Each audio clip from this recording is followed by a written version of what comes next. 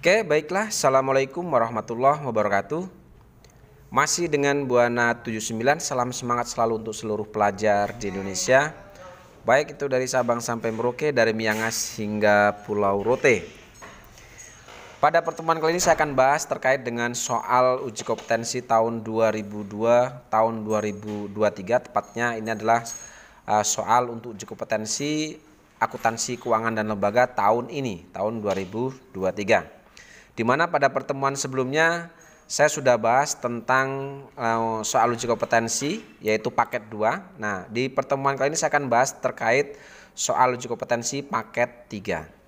Langsung saja untuk mempersingkat waktu, di sini kita lihat bahwa untuk soal uji kompetensi paket 3 di sini terkait informasi perusahaan di sini masih dengan UD Buana. Kemudian terkait dengan kebijakan akuntansi kira-kira sama dengan paket 3, cuma hanya yang membedakan di sini adalah untuk penilaian persediaan barangnya.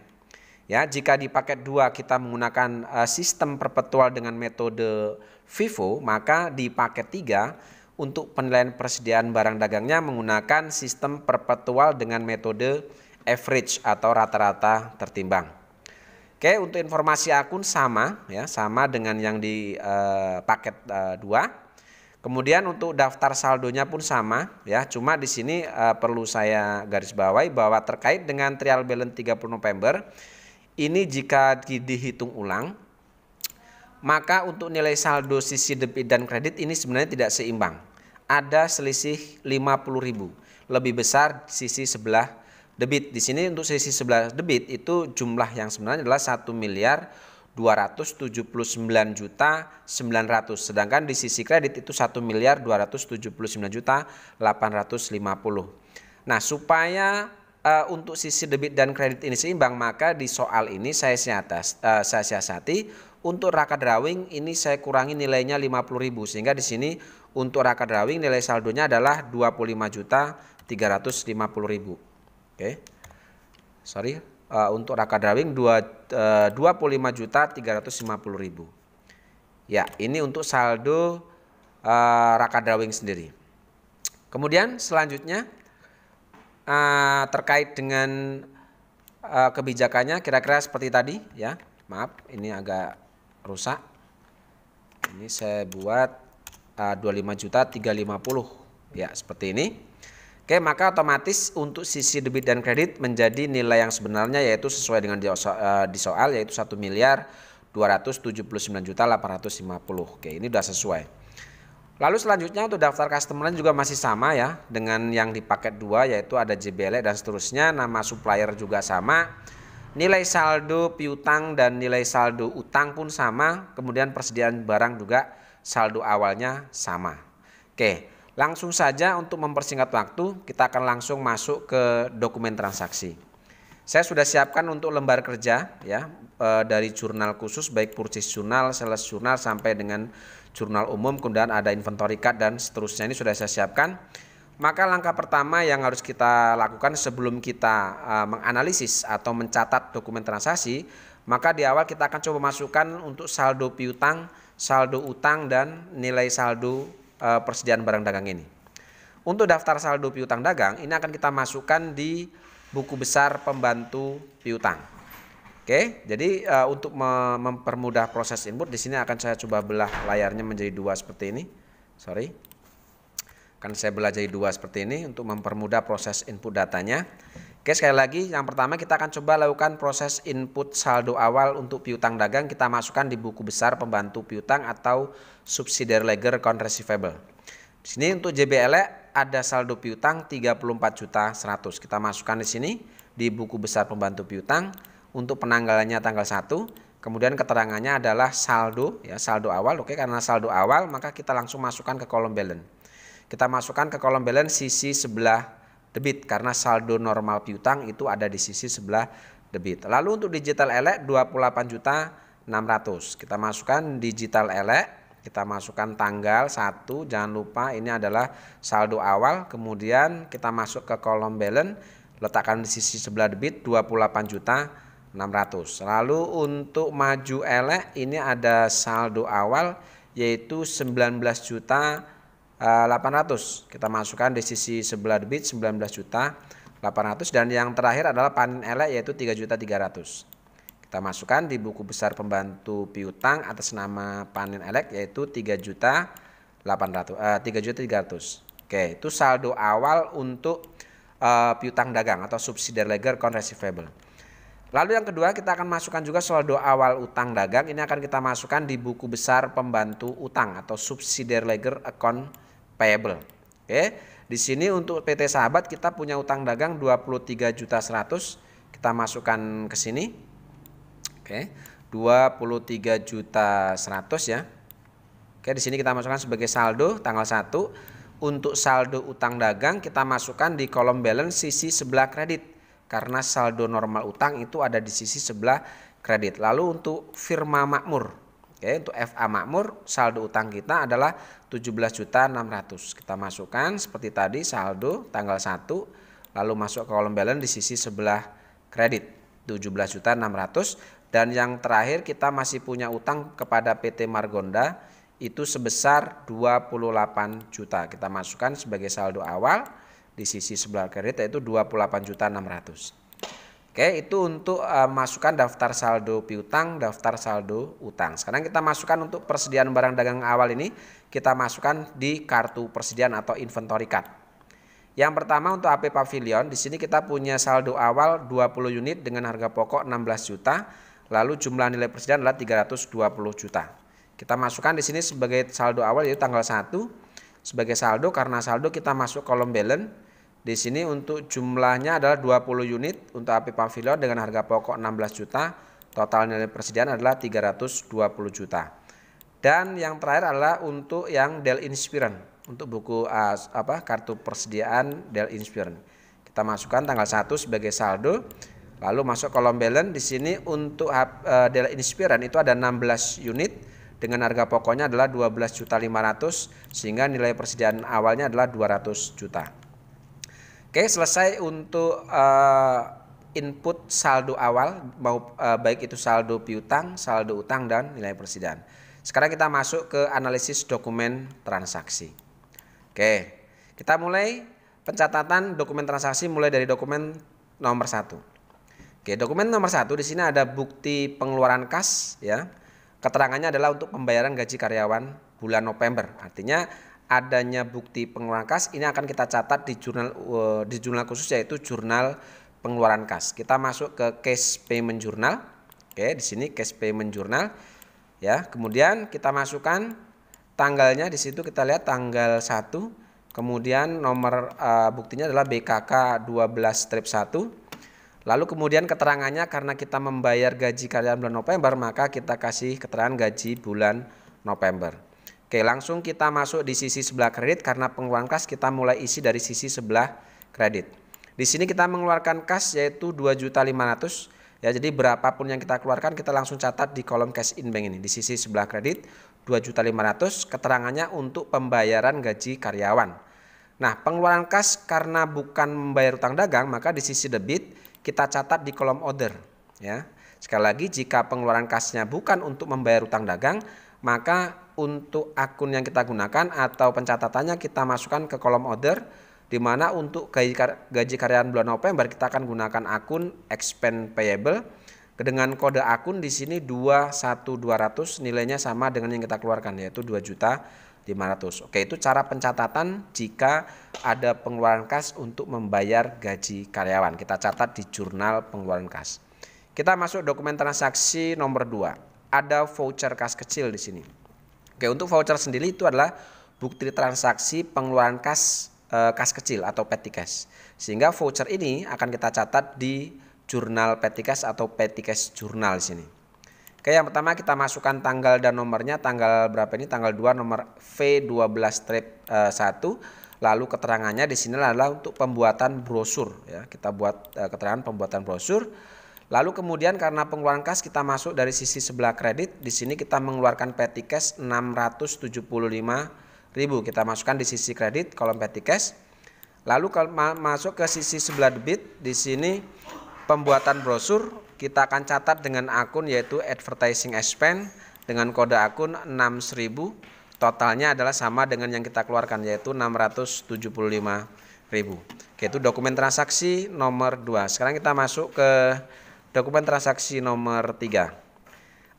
Ada bukti penerimaan kas. Oke, ada bukti penerimaan kas. Di sini keterangannya adalah bahwa ini ada kita terima dari pelunasan faktur. Jika ada bukti penerimaan kas kemudian keterangan pelunasan faktur, berarti ini bisa dikatakan sebagai penerimaan kas dari pelunasan piutang. Nah, adanya bukti penerimaan kas dari pelunasan piutang yang pertama, ini akan kita catat di jurnal penerimaan kas. Yang kedua, ini akan kita catat di buku besar pembantu piutang. Oke, kita mulai pertama dari jurnal penerimaan kas dulu, cash receipt journal. Oke, kita masukkan tanggal nomornya, nomor bukti, tanggal 3, nomor BKM 12-1. Keterangannya kita menerima dari JBLE di sini. Oke, karena penerimaan kas berbanding terbalik dengan pengeluaran kas. Jika penerimaan kas kita memasukkan atau menginput mulai dari sisi sebelah debit.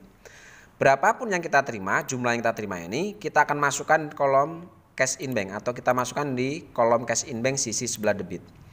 Lalu kemudian karena di sini keterangannya adalah pelunasan faktur, berarti kita menerima uang dari pelunasan piutang.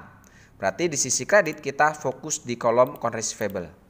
Nah, untuk mengetahui berapa nilai piutang kita, maka kita lihat di sini keterangannya adalah pelunasan faktur tanggal 25 November. Nah, untuk mengetahui berapa nilai piutangnya, kita lihat di daftar saldo piutang atas nama JBLE di sini. Oke, perhatikan JBLE, daftar saldo piutang. Di sini nilai saldo piutangnya adalah 34.100.000. Nah, nilai ini kita masukkan di kolom account receivable ini untuk sebagai nilai piutang dagangnya. Oke, setelah jumlah piutang ini kita masukkan, lalu kita cocokkan dengan jumlah uang yang kita keluarkan. Setelah kita lihat di sini, ternyata jumlah yang kita keluarkan sama dengan jumlah piutangnya. Jika sudah sama seperti ini, maka pencatatan atas penerimaan piutang selesai di jurnal penerimaan kas. Oke, kita kembali lagi ke soal ya ini ya. Lalu selanjutnya setelah kita catat di jurnal penerimaan kas, maka adanya bukti penerimaan kas dari piutang dagang ini akan kita catat di buku besar pembantu piutang untuk mencatat nilai piutang yang dilunasi ini. Jadi piutang yang dilunasi yang dicatat di jurnal penerimaan kas ini akan kita posting di buku besar pembantu piutang. Kita masuk subsidiary ledger account receivable. Kita masukkan tanggalnya tanggal 3. Oke, keterangannya adalah cash receipt journal, artinya kita akan mencatat atau memindah bukukan piutang yang diterima dari jurnal penerimaan kas ini akan kita posting atau akan kita catat di buku besar pembantu piutang. Makanya di sini keterangannya adalah cash receipt journal. Lalu di sini untuk refnya CRJ. Nah, untuk kolom postingnya sendiri debit atau kredit, kita lihat di jurnal penerimaan kas bahwa piutang dicatat di sisi sebelah kredit. Sehingga di buku besar pembantu piutang ini kita posting pun di sisi sebelah kredit seperti ini. Ya, jadi jumlah ini kita ambil dari cash receipt journal atau jurnal penerimaan kas, di mana di jurnal penerimaan kas piutang yang dilunasi itu ada di sisi sebelah kredit. Maka di buku besar pembantu piutang kita masukkan di sisi sebelah kredit. Oke, lalu masuk ke kolom saldo. Sebelumnya ada saldo piutang sebesar 34.100.000, tanggal 3 dilakukan pelunasan atas piutang ini. Sehingga per tanggal 3 piutang atas nama digital JBLE per tanggal 3 berarti sudah lunas atau tidak ada lagi piutang kepada JBLE ini. Oke, itu jika ada bukti penerimaan kas ya, dicatat di jurnal penerimaan kas. Yang kedua dicatat di buku besar pembantu piutang. Oke, langsung ke dokumen transaksi nomor 4. Ada voucher kas kecil. Kembali ada voucher kas kecil ya. Jadi kalau voucher itu selalu saya sarankan atau selalu saya himbau ini hanya karena pengeluaran untuk petty cash maka dicatat di jurnal petty cash. Jadi setiap voucher ini akan kita catat di jurnal petty cash. Oke, kita masukkan tanggal dan nomornya tanggal 4 V12-2, keterangannya di sini untuk rekening listrik bulan November dan rekening telepon bulan November. Kita masukkan sebagai rekening listrik dan telepon. Lalu untuk jumlah yang kita keluarkan di sini untuk membayar rekening listrik dan telepon ini dikeluarkan sejumlah 975.000. Kita masukkan di sisi sebelah kredit 975.000. Lalu kita masuk di sisi debit. Nah, akun yang kita gunakan untuk mencatat adanya pengeluaran listrik dan telepon ini kita gunakan akun telepon and electricity expense dengan kode akun 61100. Jumlahnya sama dengan yang kita keluarkan yaitu 975.000. Oke, itu jika voucher, maka hanya dicatat di jurnal petty cash. Sekarang kita masuk ke dokumen transaksi nomor 5. Ada faktur ya, ada nomor faktur di sini, artinya ini adalah transaksi kredit, KOP-nya UD Buana. Artinya jika ada faktur, KOP-nya perusahaan kita atau perusahaan yang sedang kita kelola laporan keuangannya, maka bisa disimpulkan ini adalah bukti transaksi penjualan secara kredit. Adanya bukti transaksi penjualan secara kredit, yang pertama ini akan kita catat di jurnal penjualan. Yang kedua kita catat di buku besar pembantu piutang. Yang ketiga ini akan kita catat di kartu persediaan. Dan yang terakhir karena kita menggunakan sistem perpetual dengan metode average, maka ini akan kita catat juga di jurnal umum untuk mencatat harga pokok barang yang kita jual. Oke, yang pertama, atas adanya transaksi penjualan secara kredit, ini akan kita catat di jurnal penjualan atau sales jurnal. Kita masukkan tanggal 6, nomornya adalah F12-1. Lalu keterangannya di sini kita jual kepada Digital Elek. Oke, atas adanya penjualan itu yang pertama kita catat dari sisi sebelah kredit. Yang pertama kita masukkan nilai penjualannya. Untuk nilai penjualan kita ambil dari kolom total harga ini, yaitu 260 juta sini. Lalu untuk PPN-nya atau fade out ini kita ambil dari kolom PPN 26 juta. Dan yang terakhir adanya nilai penjualan plus PPN otomatis akan menjadi piutang dagang kita, yaitu 286 juta. Ini adalah hasil akumulasi dari sales of merchandise ditambah dengan fade out ditambah dengan break out. Atau bisa juga di dokumen kita ambil dari kolom jumlah ini. Itu adalah jumlah total jumlah yang paling bawah ini. Oke, itu yang pertama. Nah, adanya piutang yang muncul dari transaksi penjualan secara kredit di sini, maka nilai piutang ini akan kita posting ke buku besar pembantu piutang atas nama Digital Elek, ya.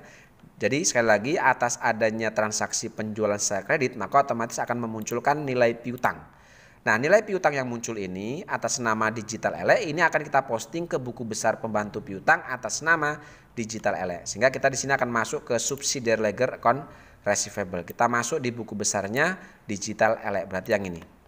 Oke, yang pertama kita masukkan dulu tanggalnya, tanggal 6. Deskripsinya kita ambil karena kita mau memindahkan atau akan mencatat nilai piutang yang muncul di jurnal penjualan ini atas nama Digital Elek, maka di kolom keterangannya kita masukkan sales journal dengan kodenya atau SC. Di sales journal tadi piutang dagang atas nama Digital Elek ini muncul di sisi sebelah debit, yaitu 286 juta. Sehingga nilai ini kita catat atau kita pindahkan di buku besar pembantu piutang di sisi sebelah debit. Oke, lalu setelah itu pencatatan dari sales journal ke buku besar pembantu piutang selesai, kita masuk kolom saldo. Sebelumnya ada saldo debit 28.600.000, lalu ada hasil posting dari sales journal yaitu sisi debit 286 juta. Debit ketemu debit ya, karena sama sisinya maka kita jumlahkan. Maka setelah dijumlahkan didapatlah nilai piutang per tanggal 6 atas nama Digital Elek itu menjadi 314.600.000. Oke, itu yang kedua. Yang ketiga, adanya penjualan kredit. Ini akan kita catat juga di kartu persediaan. Oke, di kartu persediaan. Oke, caranya adalah kita masukkan tanggalnya, tanggal 6, invoice-nya nomornya adalah F12 step 1, keterangannya adalah Digital Elek karena ini penjualan kepada Digital Elek.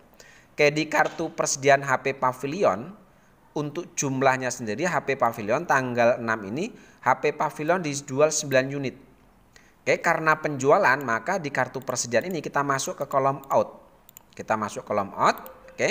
Karena di sini kita jual 9 untuk HP Pavilion, maka di kolom unit ini kita masukkan 9 dengan harga pokoknya. Kita lihat di kolom balance. Jadi kolom price di out ini untuk berapa nilai price-nya ini kita ambil dari kolom balance. Sebelumnya kita ada persediaan 20, harga pokoknya 16. Lalu dijual 9, otomatis 9 ini harga pokoknya adalah mengikuti yang ada di persediaan yaitu 16 juta. Sehingga total harga pokok barang kita jual untuk 9 unit ini adalah 144 juta. Seperti itu. Jadi kolom price out ini mengambil dari kolom price yang ada di kolom balance ini. Karena logikanya kita menjual 20 unit ini.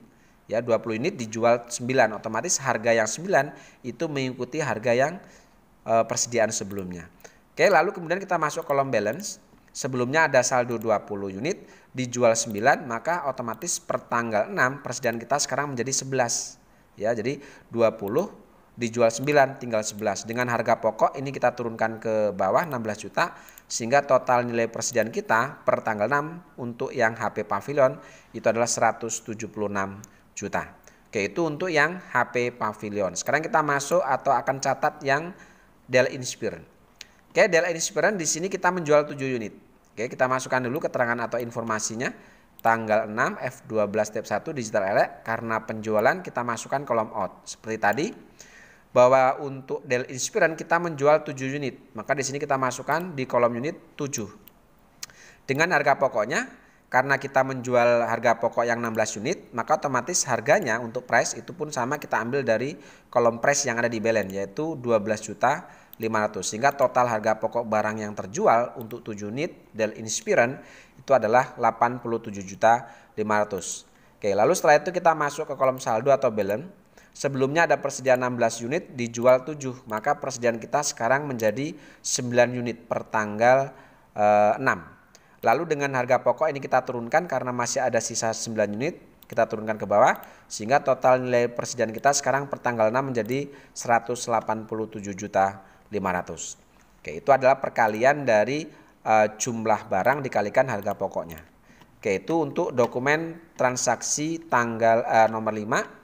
Lalu yang terakhir, adanya penjualan secara kredit, ini pun akan kita catat di jurnal umum untuk mencatat harga pokok barang yang terjual ini.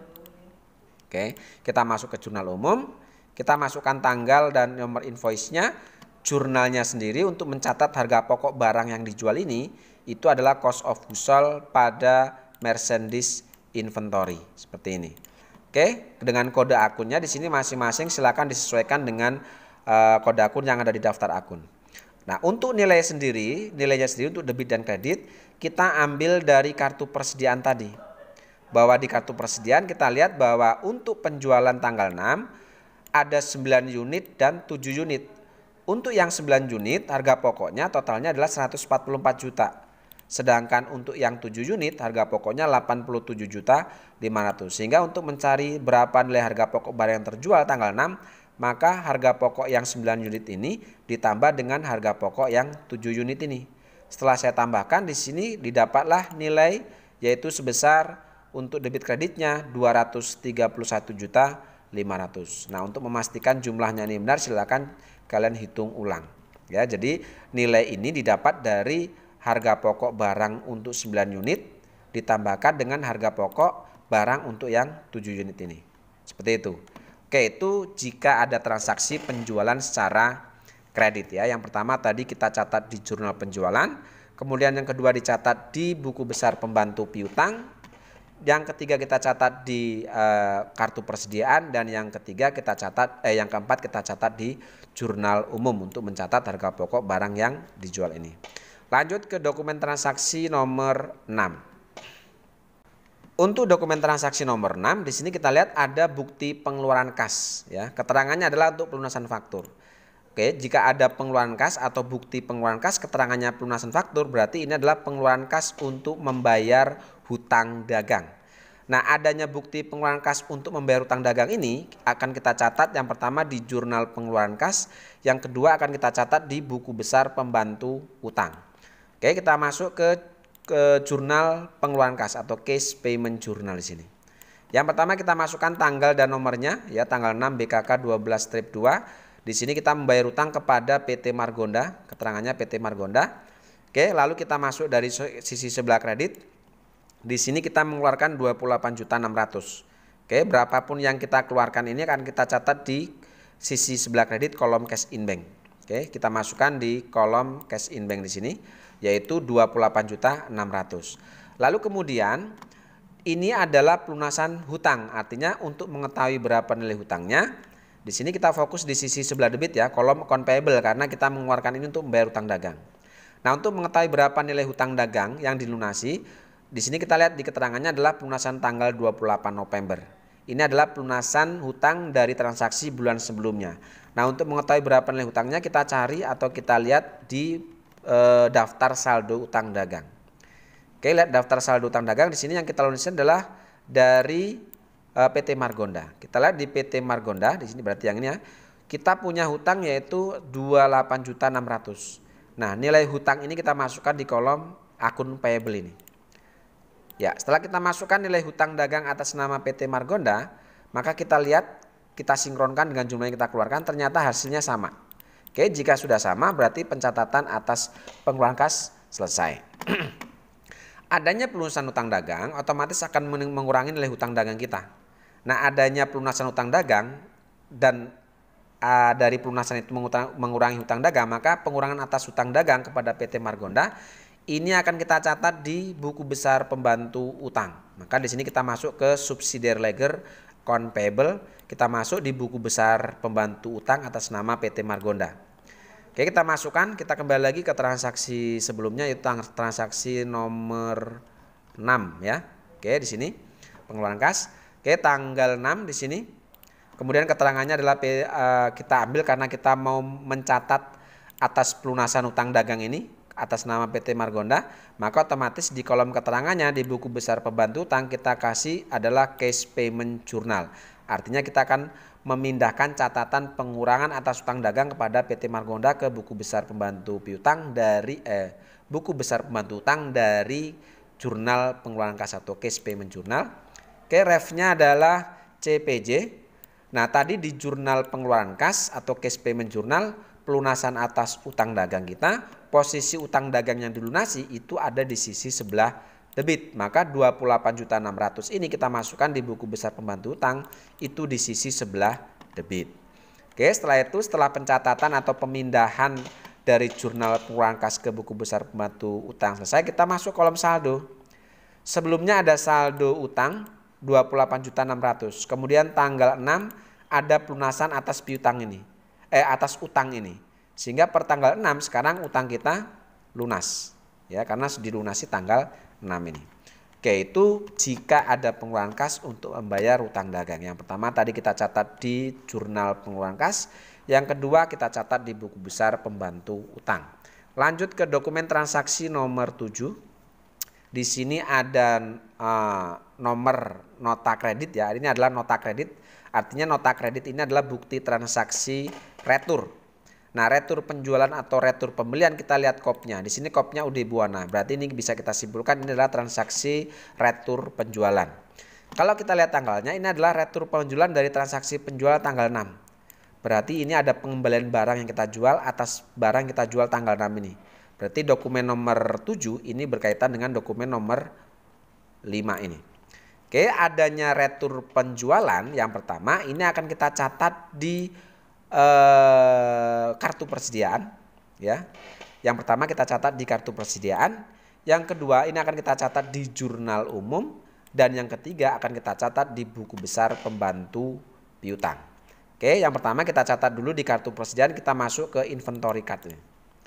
Oke, kita lihat di sini di inventory card atau di dokumen transaksi bahwa tanggal 7 ini ada pengembalian atas barang yang kita jual untuk HP Pavilion itu 2 unit dan Dell Inspiron 1 unit. Oke, sekarang catat dulu di kartu persediaan yang HP Pavilion. Kita masukkan tanggal 7. Oke, nomornya adalah NK12-1, keterangannya adalah digital elek. Oke, karena ini adalah retur penjualan, maka kita masuk di kolom out. Karena sebelumnya penjualan dicatat di kolom out, maka pada saat retur kita pun akan catat juga di kolom out. Nah, cara pencatatannya jika ada retur adalah di sini lihat HP Pavilion itu 2 unit. Maka cara menuliskannya adalah kita gunakan min 2. Artinya min 2 itu mengurangi nilai penjualan sebelumnya. Dengan harga pokok barang yang diretur itu adalah kita lihat di sini bahwa sebelumnya harga pokok barang saat penjualan 16 juta. Maka pada saat retur maka harga pokoknya pun sama 16 juta. Jadi ini kita turunkan saja. Sehingga total harga pokok barang yang diretur itu adalah 32 juta. Lalu setelah itu kita masuk kolom saldo persediaannya. Sebelumnya ada 11 unit, lalu ada pengembalian barang yang kita jual 2 unit. Sehingga persediaan kita sekarang per tanggal 7 bertambah menjadi 13 unit. Dengan harga pokoknya masih sama yaitu 16 juta. Sehingga total nilai persediaan kita sekarang setelah adanya retur ini menjadi 208 juta. Oke, itu untuk yang HP Pavilion. Sekarang kita catat untuk yang Dell Inspiron 1 unit ini. Kita masuk ke kartu persediaannya Dell Inspiron. Sama seperti tadi, kita gunakan tanggal 7 NK lalu sales retur digital elek ya.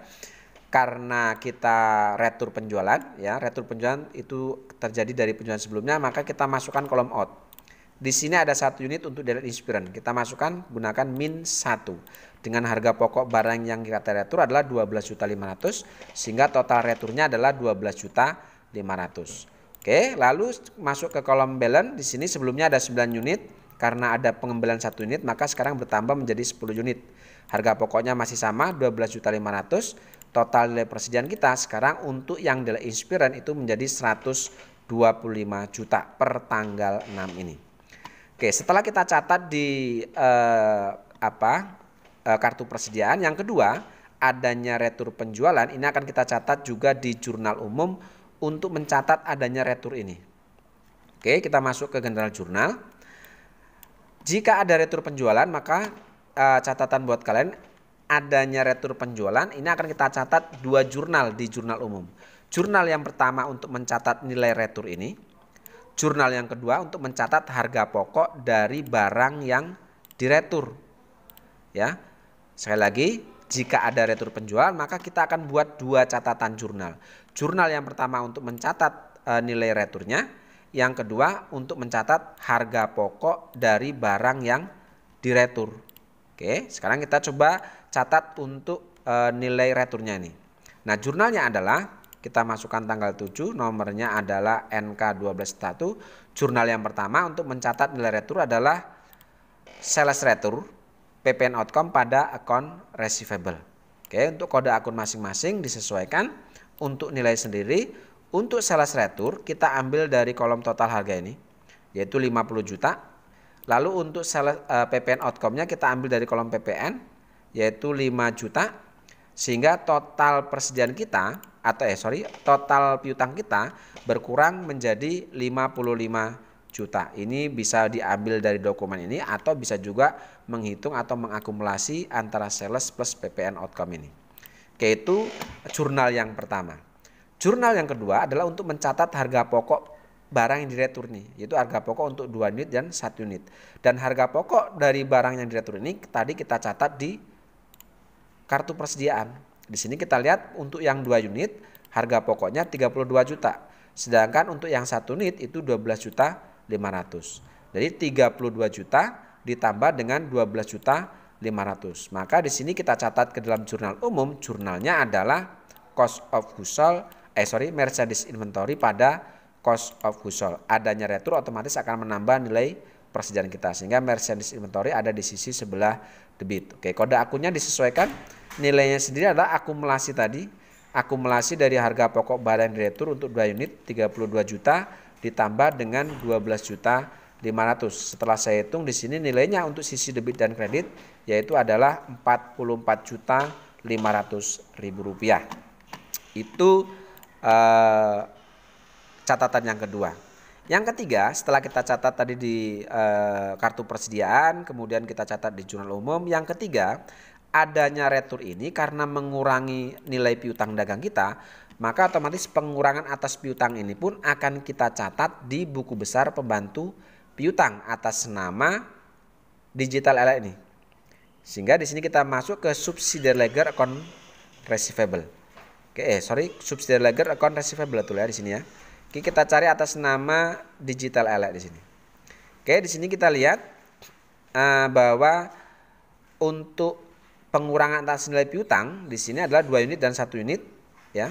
Tadi nilai piutang berkurang di jurnal umum itu adalah sebesar 55 juta ada di sisi sebelah kredit. Sehingga pengurangan atas nilai piutang yang kita catat di jurnal umum ini akan kita posting di buku besar pembantu piutang.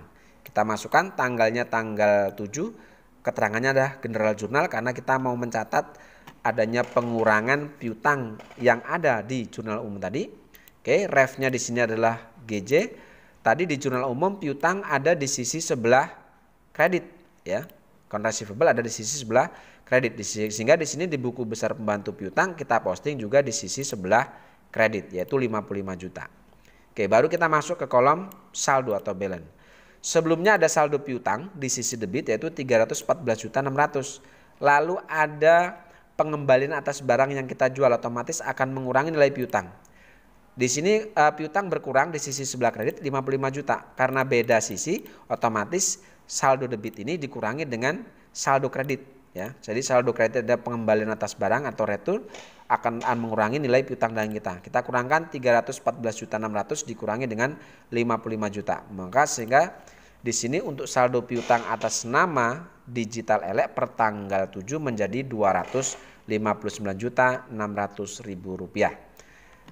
Oke, itu jika ada retur penjualan ya. Yang pertama tadi kita catat di kartu persediaan, kemudian yang kedua kita catat di jurnal umum, dan yang terakhir kita catat di buku besar pembantu piutang atas nama Digital Elek ini. Lanjut ke dokumen transaksi nomor 8. Oke, di sini ada voucher kas kecil. Ini akan kita catat ya. Jika voucher, sekali lagi, jika ada voucher kita akan catat di kas kecil atau jurnal petty cash di sini. Kita masuk ke petty cash ya. Kita masukkan tanggal dan nomornya. Di situ tanggal 9 V12 step 3. Keterangannya adalah di sini untuk pembelian perlengkapan toko. Oke, kita keluarkan untuk membeli perlengkapan toko. Di sini petty cash dikeluarkan 900.000. Kita masukkan di sini. Lalu untuk pembelian perlengkapan toko di sini di sisi debit kita akan gunakan akun store supplies dengan kode akun 1 step 1600. Totalnya sama dengan kita keluarkan yaitu 900.000.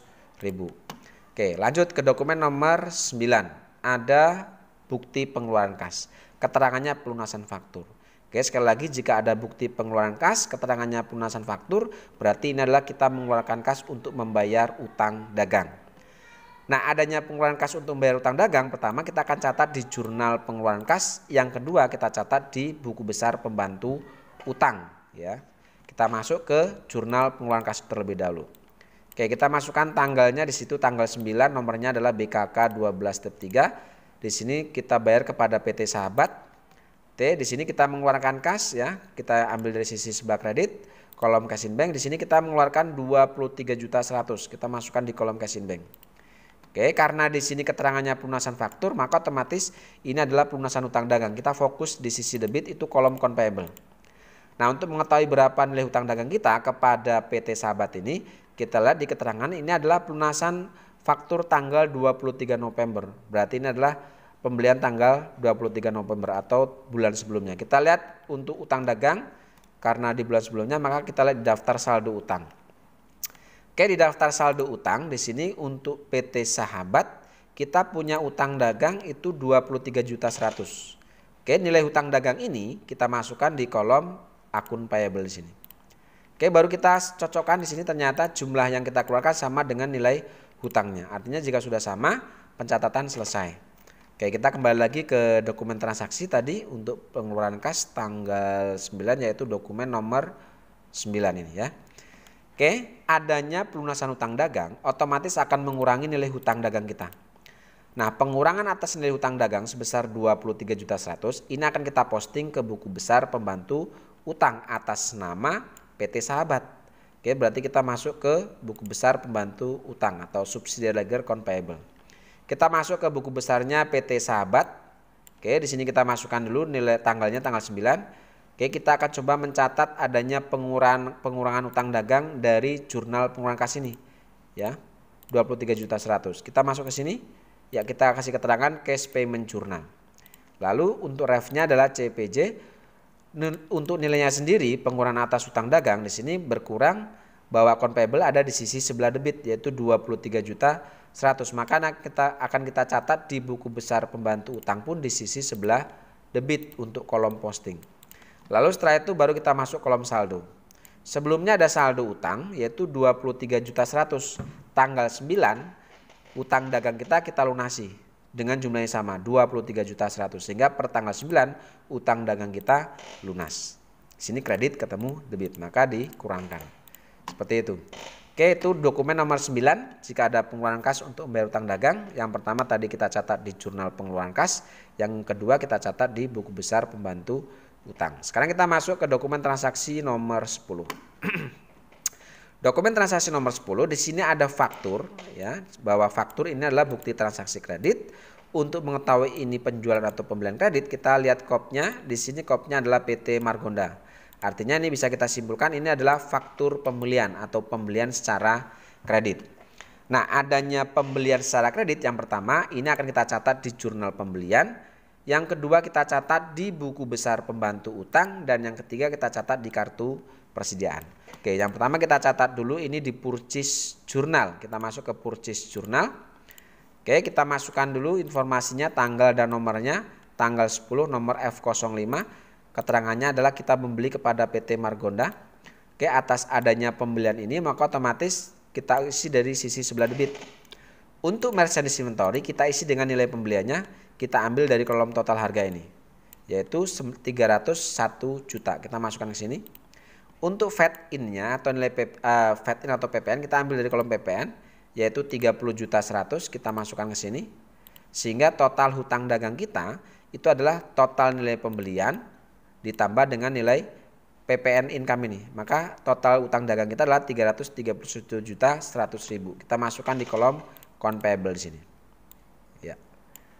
Atau bisa juga account payable ini juga kalian bisa hitung, yaitu jumlahkan merchandise inventory ditambah dengan kolom fat in tambah dengan kolom freight in. Maka hasilnya pasti sama. Oke, itu pencatatan yang pertama. Pencatatan yang kedua, adanya pembelian kredit ini otomatis akan menambah hutang dagang kita. Nah, adanya penambahan hutang dagang kita kepada PT Margonda ini akan kita catat di buku besar pembantu utang. Kita masuk ke subsidiary ledger account payable. Kita masuk ke buku besarnya PT Margonda. Oke, kita masukkan tanggalnya, tanggal 10. Lalu keterangannya di sini karena kita mau mencatat munculnya utang dagang dari jurnal pembelian tadi, ya. Karena di jurnal pembelian muncul utang dagang kepada PT Margonda, maka otomatis di buku besar pembantu utang keterangannya adalah purchase journal. Kita akan coba memasukkan dari purchase journal munculnya utang dagang tadi.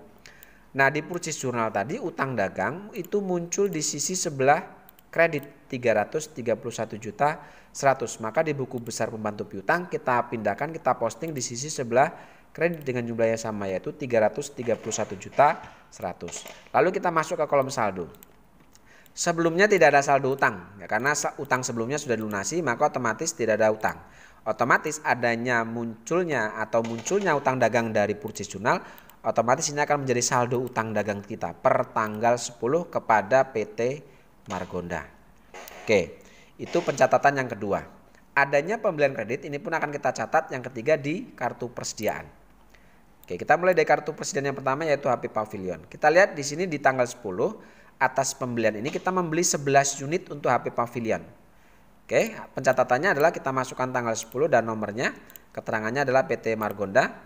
Oke, karena pembelian maka kita masukkan di kolom in. Di sini untuk HP Pavilion kita membeli 11 unit. Kita masukkan di kolom unit, yaitu 11 unit dengan harga pembelian itu 16 juta. Ya, jadi sekali lagi kalau pembelian maka kolom price ini kita lihat di dokumen berapa nilai pembeliannya, kita masukkan ke sini. Tetapi jika penjualan maka kolom price-nya di kolom out ini kita ambil dari harga pokok yang ada di persediaan. Ya, sekali lagi ya, saya ulangi, jika ada pembelian maka untuk kolom price-nya kita ambil di dokumen. Sedangkan jika ada penjualan maka kolom price-nya, jika ada penjualan, kolom price-nya itu mengambil dari kolom balance, dari sisi balance kolom price, ya. Atau ini bisa ambil dari harga pokok yang ada di persediaan seperti itu, ya. Tuh. Lalu kemudian total nilai pembelian ini kita jumlahkan 11 kali 16 juta, yaitu sebesar 176 juta total nilai pembeliannya untuk 11 unit ini. Lalu setelah kita masukkan nilai pembeliannya, kita masukkan di saldo persediaannya. Sebelumnya ada saldo 13 unit, karena ada pembelian 11 unit, maka otomatis persediaan kita sekarang bertambah menjadi 24 unit. Dengan harga pokoknya di sini karena metode average, karena kebetulan harga pokok barang yang kita punya di persediaan itu sama dengan harga pembeliannya, maka otomatis harga pokoknya bisa kita samakan, yaitu 16 juta. Ya, jadi sekali lagi jika metode average untuk mengisi kolom price itu jika pembeliannya sama, harga pembelian sama dengan harga pokok sebelumnya, maka kita bisa langsung turunkan harganya, yaitu 16 juta untuk harga pokoknya. Tetapi apabila nilai pembelian berbeda, ya, nilai pembeliannya berbeda dengan harga pokok barang yang kita miliki, maka otomatis nanti perhitungannya berbeda. Kita langsung dulu, nanti setelah ketemu dengan harga berbeda kita akan coba bahas. Oke, untuk total nilai persediaannya kita kalikan 24 dikalikan 16 juta, ketemulah 384 juta. Inilah nilai persediaan kita per tanggal 10 dari HP Pavilion. Sekarang kita masuk ke kartu persediaan yang Daily Inspiration. Sama seperti tadi, kita masukkan informasinya tanggal 10 F05 PT Margonda. Oke, karena pembelian kita masukkan dari kolom in. Di sini kita beli untuk Daily Inspiration adalah 10 unit. Dengan harga pembeliannya kita lihat di dokumen yaitu 12.500.000. Sehingga total nilai pembelian kita itu 125 juta. Baru kita masukkan ke kolom saldo. Sebelumnya ada saldo persediaan dari Inspiration 10 unit. Karena ada pembelian 10 unit lagi, maka otomatis persediaan kita sekarang bertambah menjadi 20 unit. Dengan harga pokok barangnya di sini karena harga pembelian yang baru sama dengan harga pokok yang ada di persediaan, maka harganya ini kita bisa langsung turunkan tanpa harus menghitung. Sehingga total nilai persediaan kita sekarang menjadi 250 juta per tanggal 10 untuk Daily Inspiration. Oke, itu pencatatan jika ada pembelian secara kredit. Yang pertama tadi dicatat di jurnal pembelian, yang kedua dicatat di buku besar pembantu utang, dan yang ketiga kita catat di kartu persediaan. Oke, karena panjangnya durasi saya rasa sementara sampai pada dokumen transaksi nomor 10. Untuk dokumen nomor 11 dan seterusnya kita akan bahas pada pertemuan berikutnya. Saya rasa cukup. Terima kasih. Assalamualaikum warahmatullahi wabarakatuh.